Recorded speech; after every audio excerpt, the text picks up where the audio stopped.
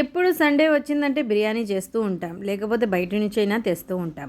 ఎప్పుడు బిర్యానీనేనా? ఈరోజు మనం చేయబోతున్న recipe middle east special rice recipe chicken machboos.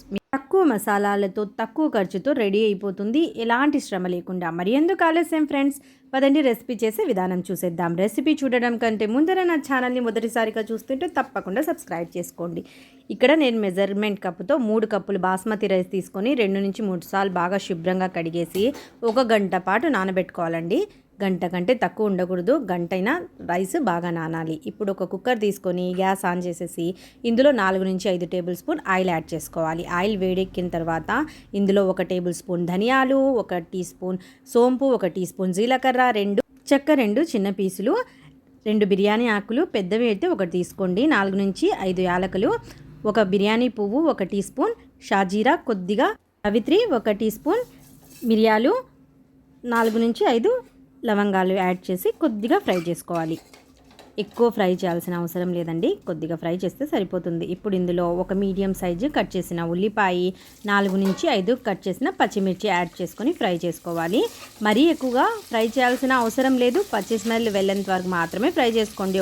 ఒక నిమిషం పాటు, సగం నిమిషం పాటు ఫ్రై చేసిన తర్వాత ఇప్పుడు ఇందులో 500 గ్రాములు చికెన్ యాడ్ చేసుకోండి. చికెన్ పీసెస్ మీడియం సైజులో అయితే తొందరగా అయిపోతుందండి, పెద్ద పీసులైనా వేసి చేసుకోవచ్చు. నేను మీడియం సైజు పీసులే తీసుకున్నాను. ఇప్పుడు రుచికి తగినంతగా ఉప్పు, 1 టీ స్పూన్ పసుపు యాడ్ చేసుకొని బాగా కలుపుకోవాలి. ఇక్కడ నేను పసుపు కొద్దిగా ఎక్కువే తీసుకుంటున్నానండి. ఇందులో ఫుడ్ కలర్ యాడ్ చేస్తూ ఉంటారు, నేను ఇందులో ఫుడ్ కలర్ అస్సలు వాడడం లేదండి, మీరు కావాలంటే యాడ్ చేసుకోవచ్చు. ఇప్పుడు ఇందులో 1 టేబుల్ స్పూన్ అల్లం వెల్లుల్లి పేస్ట్ వేసి బాగా కలుపుకోవాలి. అల్లం వెల్లుల్లి పేస్ట్ వేసిన తర్వాత ఫ్రై చేయాల్సిన అవసరం లేదు, కేవలం ఒకసారి బాగా కలుపుకోండి అంతే. ఇప్పుడు ఇందులో నీళ్ళను యాడ్ చేసుకోవాలి. మీరు ఏ కప్పుతో రైస్ తీసుకుంటే అదే కప్పుతో డబుల్ నీళ్ళను వేసుకోవాలి.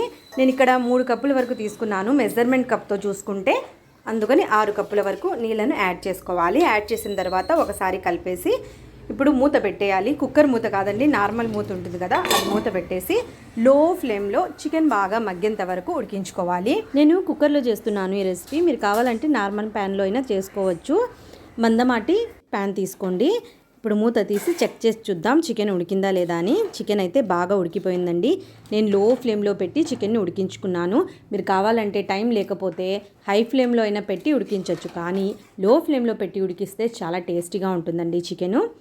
ఇప్పుడు చికెన్ మొత్తం ఉడికిపోయిన తర్వాత ఒక్కొక్క పీసు మనం తీసి పక్కన పెట్టుకుందాం ఒక ప్లేట్లోకి. ఈ మసాలాలు మొత్తం రాకూడదండి, మసాలాలు లేకుండా కేవలం చికెన్ పీస్ మాత్రమే తీసుకోవాలి. ఈ విధంగా ఒక్కొక్కటి తీసి పక్కన పెట్టుకోండి. ఇప్పుడు గ్యాస్ ఆఫ్ చేసేసి ఇంకొక ప్యాన్ తీసుకొని అందులో ఇది వడగట్టుకోవాలండి. ఇది ఎక్ని మొత్తము చికెను మొత్తం ఫ్లేవర్స్ ఈ నీళ్ళలో వచ్చేసి ఉంటాయి. చాలా టేస్టీగా ఉంటుందండి ఈ రెసిపీ, మీరు తప్పకుండా ట్రై చేసి చూడండి. చాలా ఈజీగా రెడీ చేసుకోవచ్చు, బిగినర్స్ కూడా ఈ రెసిపీని చాలా ఈజీగా రెడీ చేసేస్తారండి చూస్తే వీడియో మొత్తం. ఇప్పుడు ఈ విధంగా మొత్తం వడగట్టుకోవాలి. ఈ మసాలాలు లేకుండా కేవలం నీళ్ళను తీసుకోవాలండి. 1 స్పూన్ తీసి కొద్దిగా ప్రెస్ చేద్దాం, ఈ మసాలాలో ఏమైనా ఎక్స్ట్రా ఉంటే నీళ్ళు మొత్తం వచ్చేస్తాయి. ఇప్పుడు ఈ మసాలాలతో పని లేదండి, పక్కన పడేయండి. నేను కుక్కర్ కడిగి తీసుకుంటున్నాను ఇదే, మీరు కావాలంటే ప్యాన్లో అయినా చేసుకోవచ్చు. మీరు తీసుకున్న ప్యాన్ అడుగు కొద్దిగా మందంగా ఉండాలండి, అప్పుడే పర్ఫెక్ట్గా ఉంటుంది.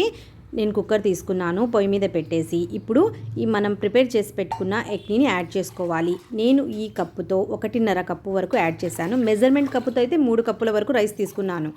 ఈ కప్పుతో చూసుకున్నట్టయితే 1.5 కప్పే రైస్ తీసుకున్నానండి. ఇప్పుడు కొలిచి చూద్దామా, చూడండి 2 కప్పులకు కొద్దిగా తక్కువ ఎగ్ని వచ్చింది. 2.5 కప్పుల వరకు నీళ్ళను ఎగ్ని 2 కలిపి యాడ్ చేసుకోవాలి.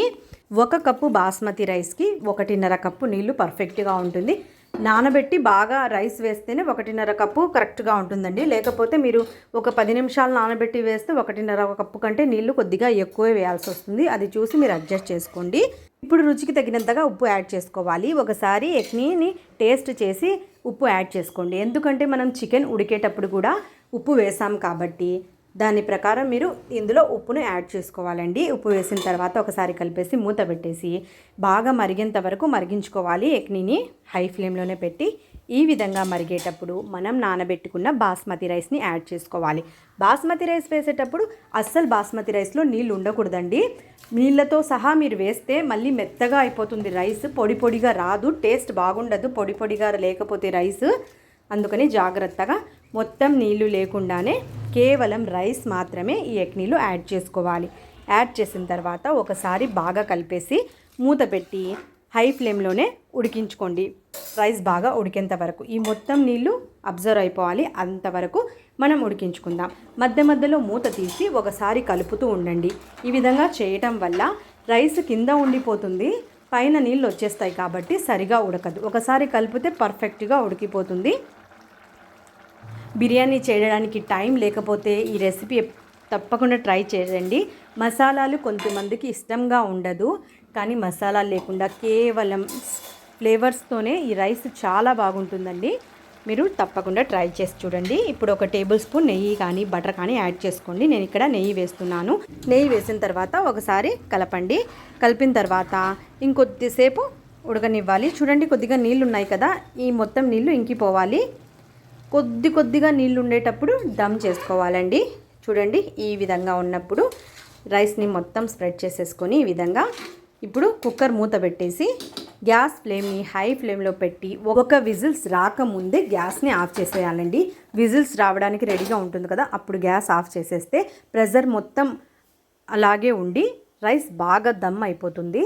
గ్యాస్ ఆఫ్ చేసిన తర్వాత 15 నుంచి 20 నిమిషాల పాటు మూత తీయకుండా అలాగే వదిలేయండి. అప్పుడు పర్ఫెక్ట్గా రైస్ దమ్ అయ్యి పొడి పొడిగా ఉంటుంది. ఈ విజిల్స్ రాకముందే నేను ఆఫ్ చేసేసానండి. ఇప్పుడు ప్రెషర్ మొత్తం ఉంది, పక్కన పెట్టేసి నెక్స్ట్ చట్నీ చికెన్ ప్రిపేర్ చేసుకుందాం. అంత లోపల ఇప్పుడు ఒక కడాయి తీసుకొని గ్యాస్ ఆన్ చేసేసి కడాయి వేడెక్కిన తర్వాత ఇందులో కొద్దిగా నెయ్యి కొద్దిగా ఆయిల్ యాడ్ చేస్తున్నాను. మీరు కేవలం ఆయిల్తో అయినా చేసుకోవచ్చు, లేకపోతే నెయ్యితో అయినా చేసుకోవచ్చు. నెయ్యి కొద్దిగా వేస్తే ఫ్లేవర్ బాగుంటుంది, లేకపోతే బటర్తో కూడా ఈ రెసిపీ చేసుకోవచ్చండి.